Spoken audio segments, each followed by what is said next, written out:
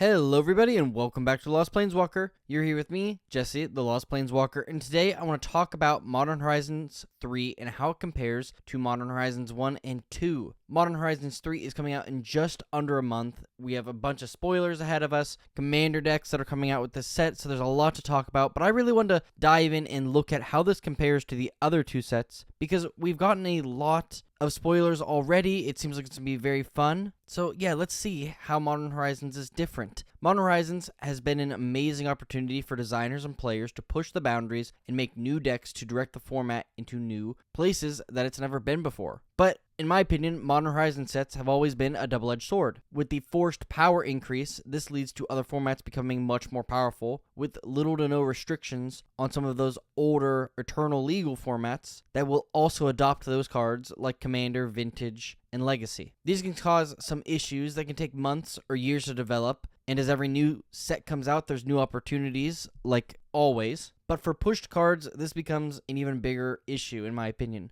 Normally these cards are going to have an immediate impact. Obviously, a card like Ragavan that just came out in Modern Horizons 2 was instantly a big hit, and, it soared almost to like $100 or something before it was reprinted, and, the price then was able to drop down. But cards like that are now staples, and, whether you're playing Commander or Modern, depending on what type of deck you're making, that might be a card that you say, well, I need to have this card, and is really buying, a $35 card, maybe even 4 of them, worth it. It's a lot of money to be spending, and I'm sure there's going to be a ton of new cards that are going to be doing that same thing. Modern Horizons was one of the first sets designed to be over the top. Sets like Time Spiral and Planar Chaos 2 incorporate old mechanics with highly complex cards that are fun to play. This was how the designers went into designing Modern Horizons 1 and 2, and as we move towards Modern Horizons 3, from the spoilers we have seen, this again seems to be the case. But I question if the intent is still fully on Modern and not shifting their attention in making this a Commander Horizon set. Specifically, Kudo, King Among Bears, Haragast, Opening Nullkite, and Philia, Exuberant Shepherd don't necessarily feel like Modern cards to me. I feel like Kudo, not really going to do much in Modern. Haragast is too expensive. I don't really see there being any, combos there per se. Maybe I'm wrong. I'd love to hear about that in the comments. And then Philia just seems like a cool card. I'm sure this could fit into Modern, but it seems more Commander focused in my opinion. So with that out of the way, let's break down some basic information about these Modern sets, like number of cards, number of different types of cards, prices, and you see how they've changed this over the years. So starting out with when these sets released, Modern Horizons 1 came out June 14th, 2019, Modern Horizons 2 is June 18th, 2021, and Modern Horizons 3 is again June 14th, but 2024. Interesting, 5 years apart. There was 2 years between the first Modern Horizons and second, and now there's 3 years between 2 and 3. But with this 5-year anniversary or whatever, I guess, we are getting Modern Horizons 3. Modern Horizons 1 had a total of 255 cards, with Modern Horizons 2 and 3 having a total of 303. There was 101 commons between Modern Horizons 1, 2, and 3. There was 80 commons between Modern Horizons 1 and 100 in 2 and 3. There's 53 rares in Modern Horizons 1 and 78 in Modern Horizons 2 and 3, and 15 mythics in Modern Horizons 1 and 24 in Modern Horizons 2 and 3. We can see that they found that sweet spot. They thought that Modern Horizons 2 had,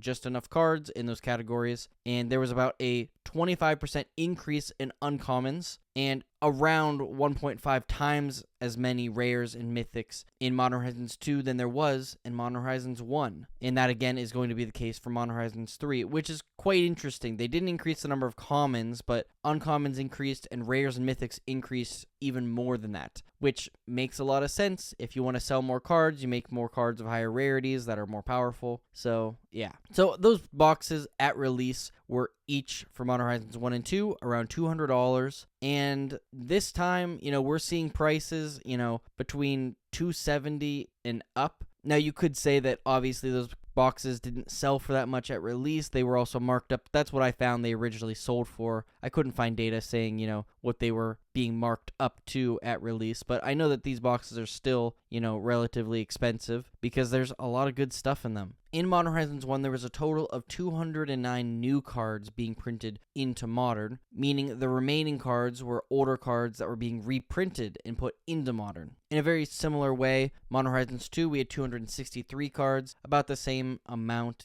being put into Modern, and there again, 261 cards in Modern Horizons 3 that are directly brand new, and then those additional cards are coming from older formats or different formats in general. We got some Kappa Cannoneer, which is a commander card that is being reprinted into Modern, which is very, very interesting. It's a very strong card. I think it could be very fun. And, this is definitely a card I could see being Modern focused for sure. So one of the other most notable differences, and maybe this affects the price, but maybe not, between Modern Horizons 1 and 2 and 3 is the fact that we have new play boosters. Now, I'm not going to get into the nitty-gritty of what the difference between those are, because honestly, I don't think anybody here cares, but that is something interesting to think about, whether you're drafting Modern, opening it, or, just buying packs, being aware that if you didn't or haven't bought packs for a while because you don't play limited or, pull cards for whatever, and you're going into buying Modern Horizon stuff, there are these new play boosters. They are cool. There are less cards in them, but less like commons and whatnot, basically. I think there's still the same amount of like rares. They do have opportunities to get some different frames. Obviously, the collector boosters they'll be selling alongside of this are going to have the premium frames, and those are going to be the ones that are the most expensive, but of course, those packs are going to be insanely expensive as well. But to dive even deeper, I want to look at some of the most expensive cards from Modern Horizons 1 and 2, and then check out some of the pre-sale cards from Modern Horizons 3,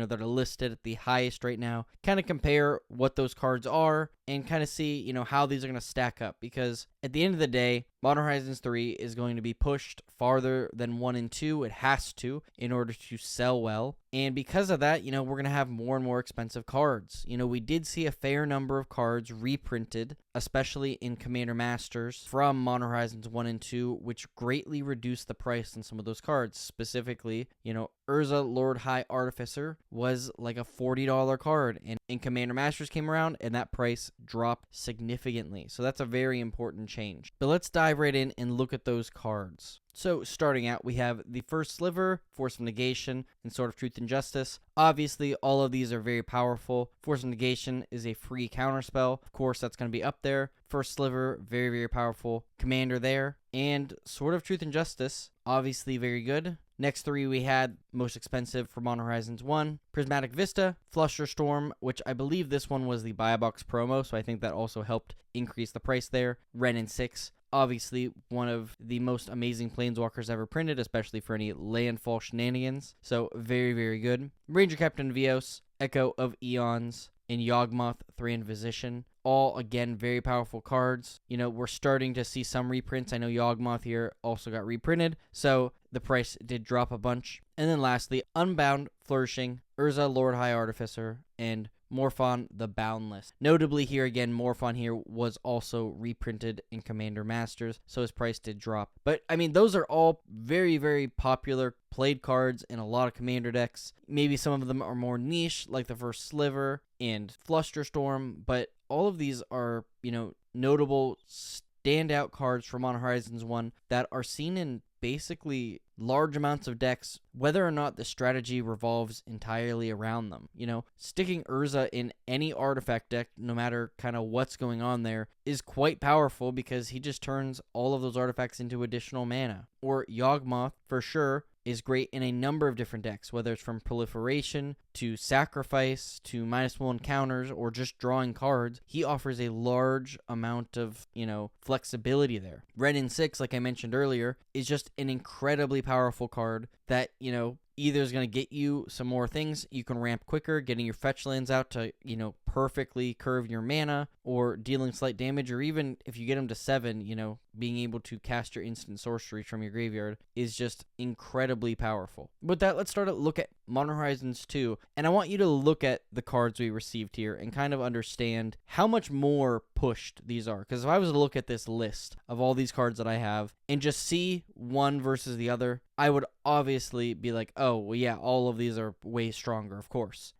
They're different. They're different, but I think in general, Modern Horizons 2 stepped it up, and the 12 most expensive cards there really show it. So first off, we have Ragavan Nibelpilfer, Urza Saga, and Esper Sentinel. Urza Saga is a staple card in every format. I mean, this is a card that if you're getting into Magic in general, this is a card I would say to pick up because it is so versatile. You can play it pretty much in every deck. Doesn't matter if you're playing a Commander, Modern, any sort of deck that you can play Urza Sagas in, you play it because of how good it is. Next up, we have Solitude, Cabal Coffers, and Grief.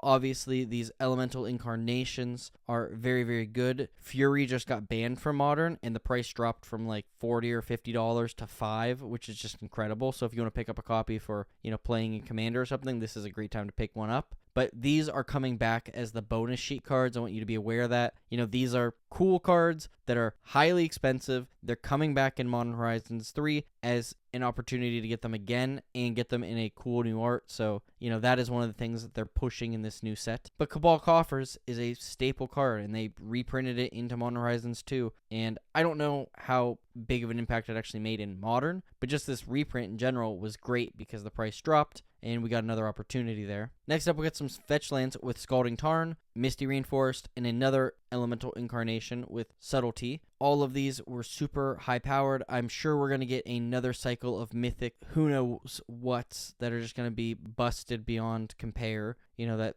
formats and decks are going to be built around. And then lastly, we got Endurance, Arid Mesa, in Verdant Catacombs. So you can see the reprint of the fetch lands was a big deal. They're still pretty expensive, being in the top 12 most expensive cards in this set. Notably here, we're getting another set of fetch lands being reprinted in Modern Horizons 3. So of course, the prices are going to be inflated because of that, but they're also going to drop, which is very good. And let's quickly run over those cards from Modern Horizons 3 that are very expensive right now. Starting out, we have Emrakul, The World Anew, Nethergoyf, and Haragast Erupting Nullkite. So Emrakul, A World Anew is 12 generic legendary creature Eldrazi. When you cast a spell, gain control of all creatures target player controls. Okay, that sounds pretty good. Flying, protection from spells, and from permanents that were cast this turn, so you can't target it with anything that you cast this turn, whether it's a creature, instant, sorcery. Very, very cool. When it leaves the battlefield, sack all creatures you control, which is a pretty big downside, obviously. It has a madness of pay 6 colorless mana, and that's specifically colorless mana, not just generic mana.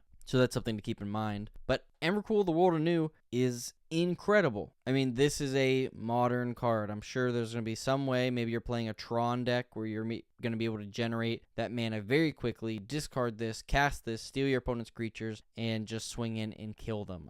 I would not be looking forward to playing against this, but maybe I guess brew it. But the cheapest version of this card I saw so far is like $70, which is incredible because it was going, 4 other versions of it were going for more than that, and of course, take this with a grain of salt. These are all pre-sale prices. These are probably going to drop a bunch, but Ragavan was, $100 at one point. And, this is a 12 drop that they're saying is, $100 right now. So who knows, where this will end up in the end there. But Nethergoyf, single black creature, Lurgoyf. Nethergoyf's power is equal to the number of card types among cards in your graveyard, and its toughness is equal to that +1. And it has escape for 2 and a black. Exile any number of other cards from your graveyard with 4 or more card types among them. So interestingly here, I didn't think this card was going to be as popular as I guess it was. I don't play, the high-paced modern. I kind of like to brew some fun modern decks that are just janky, nothing top tier that's going to win you anything. But I wasn't too high on this card, and I started looking at it, and, being able to escape this is great. Just dumping all of this into your graveyard, then getting this out, and, potentially having a pretty big creature, and it just counts card types. It doesn't make you exile like 4 or 5 cards, which would really hurt this. If you can get this out by exiling 2 cards, hitting all 4 of those types, hey, that's amazing. Do that. So, this, again, I think was going for like $60 or something. And then lastly here, Haragast Erupting Nullkite, 9 generic, legendary creature Eldrazi Dragon with a merge for 6 red. Whenever you cast a spell, you may exile your hand. If you do, draw 3 cards. This has flying, and each creature you cast has a merge. The merge cost is equal to its mana cost. So I actually built this deck. I printed this card out, and I've been playing with it, and I am incredibly excited this coming to, Magic the Gathering, Commander in general, because that's the deck I built this in. It's very, very fun. It gives you a kind of entirely new strategy in red that takes advantage of playing cards or making copies of things specifically. This is a very, very fun card. I would encourage you to check out my video if you haven't. I'll link it in the description, talking all about Harrogast here. It is so much fun, and it just does something in red that I haven't seen before, and I was so excited that I had to build it, and it has been incredible. So, very, very cool card. But Modern Horizons 3 will undoubtedly be pushed as a set, because that's what its purpose is. Its purpose is to push Modern ahead, push out some of those older ways of playing, give you some new ways, kind of freshen up the format. And the consequences of those cards will end up directing not only Modern, but all kinds of formats. Play boosters will provide a new way for this to be played, and maybe the prices will still allow people to get their hands on these cards without paying as much, but Modern is an expensive set. People already, are spending a lot of cards building the decks they want to build. I think the price increase is significant. It's not like a couple bucks, it's like $50+ per box. That's a lot of money. You could buy a couple copies of, some of the most expensive cards in your Modern decks for $50, hopefully, And foremost, this should solely be directed as a Modern Horizon set, and I don't think that's the case. Notably, the 4 Commander decks we're getting, and all of the, I believe, Commander-focused cards, like I mentioned earlier, that we've already seen, they're kind of just using this as an opportunity to make a Commander Horizon set without actually calling it that, which I don't know why they don't do. I mean, Commander Masters, in my opinion, was kind of a flop. I bought a box, I opened it, I got a bunch of cool stuff, but after the prices came down, I could have bought everything in the box for half the price I actually paid for the box. So, that's something to keep in mind as well. The prices on these cards will go down after, it releases, so keep an eye on that. But there's going to be some incredibly strong and pushed cards here that are not all going to be focused around Modern, and that's my biggest critique, is I think Modern as a format is awesome. I love all the different formats. I have a couple Pioneer decks, I have a couple Modern decks, and just the way that they're treating this,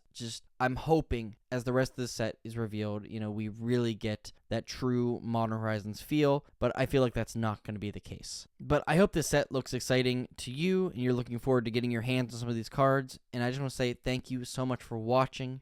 Comment down below, what do you think of my video, my breakdowns?